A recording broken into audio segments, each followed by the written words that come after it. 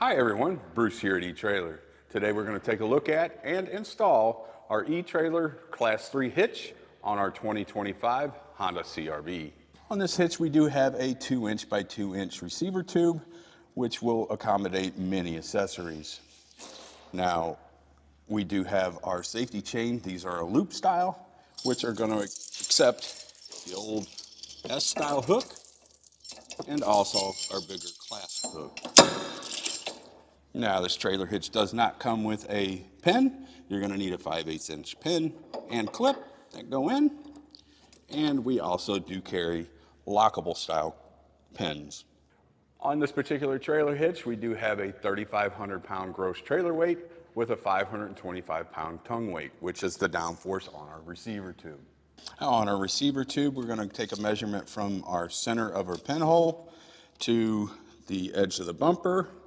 And we're looking at about 2.5 inches.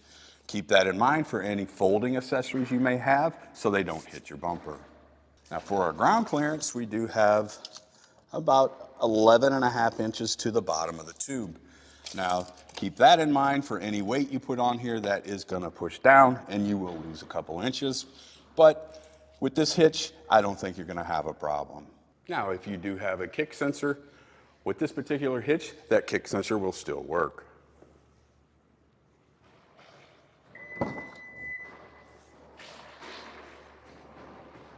As far as the installation goes, it's not too bad, but there is some fascia trimming that you got to trim on the bottom, and if you've got a kick sensor, there is a little bit of modification there. If you don't want to tackle that, check out our dealer locator on etrailer.com, but if you do want to go ahead and try and tackle it, stick around, I'll show you how. To begin our installation, we do need to remove this underbody panel. There is a 10mm nut that we need to remove on the back side. We do have a series of push pins that we do need to remove. You can take a screwdriver or a body panel trim tool, pop that down, and remove all of those. Once you do have those push pins removed, we can lower this down and set it aside. Now we do need to go ahead and lower the exhaust, so we've got a strap here. You're just going to find a place to go ahead and connect that strap. The reason we're using the strap is because we are lowering the exhaust and we can control how far down the exhaust actually comes.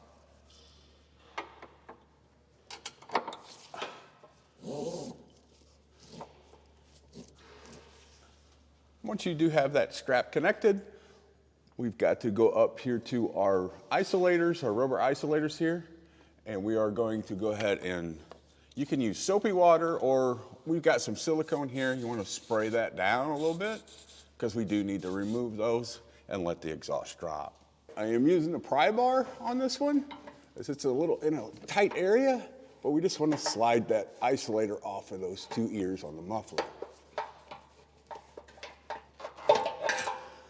We did find the second one here that we do need to go ahead and drop down to give us a little more room.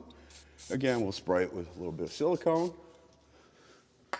and use the pry bar to pry it off. So we need to go ahead and lower this down so we can see our mounting locations of our hitch. Now we do have to do some trimming of our fascia, and basically we are from the end point of the fascia here up is 1 3/8 inches. And then 3 inches across. If we look under this piece of tape, I just used this tab here as my marker to start off with, and we'll go ahead and cut that out. Now we do have a kick sensor underneath here, so just be careful of that. You can use a multi-tool, but I chose to use the 10 snips on this, and we'll go ahead and start cutting it out. Now remember, always cut less than you need to, because you can always cut more.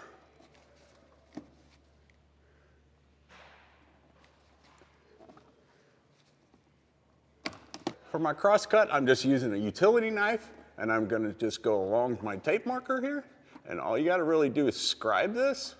Don't try and cut it all out at one time. Just run along your tape. Once you do that, you can go ahead and fold this piece up and cut it out the rest of the way.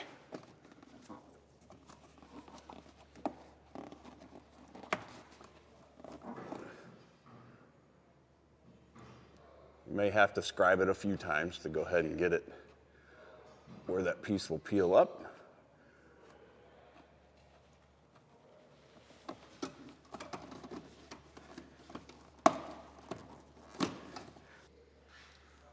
Here's our kick sensor here.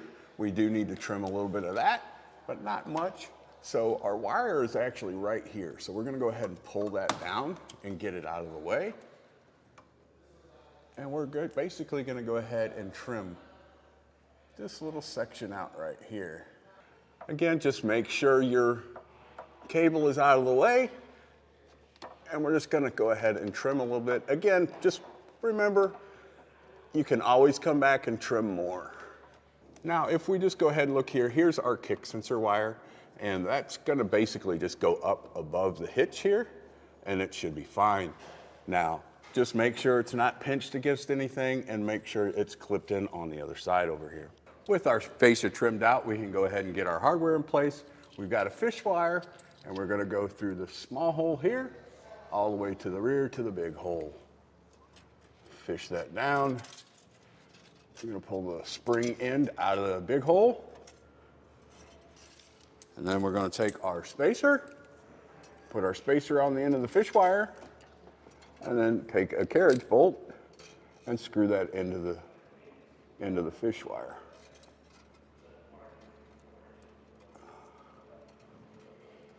Go ahead and pull that through. You're gonna wanna fish the spacer block in first, then your carriage bolt, and go ahead and pull it down. We're gonna do the same thing. We're working on the driver's side right now. We're gonna do the same thing with the other 3 holes with this hole and on the passenger side. With that extra set of hands, we're gonna go ahead and lift the hitch in place. We're gonna take our fish wires and just make sure you get those in the correct holes. You'll fish those through. We'll go ahead and raise the hitch in place. Now keep in mind, we gotta get back behind the fascia and those tabs that hold the fascia on.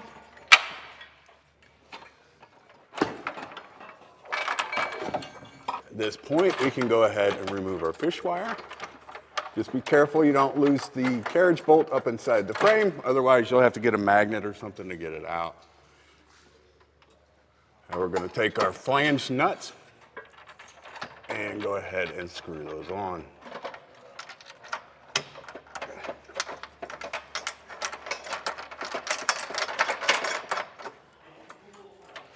With one nut on there, we can go ahead and continue and get the rest of them on. And to just get that fish wire off, you're just gonna basically unscrew it, or you can just pull it straight off. Now with your hitch in place and the nuts snugged up, we do need to go ahead and torque them down to the manufacturer's specifications. If you don't have a torque wrench, we do have them here at eTrailer, or you can rent one from your local auto parts store. Now we need to go ahead and take our longer carriage bolt and go ahead and slide that in from the driver's side to the passenger side.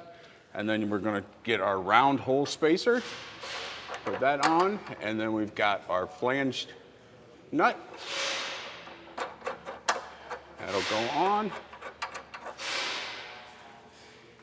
And then we're gonna take our 19 millimeter and we're gonna go ahead and torque that down to the manufacturer's specifications.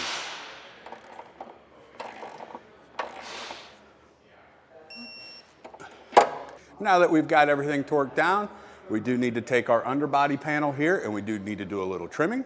It doesn't say this in the instructions, but this is our lower body panel that we took off earlier. We do have to trim this to go ahead and make it easier to get on.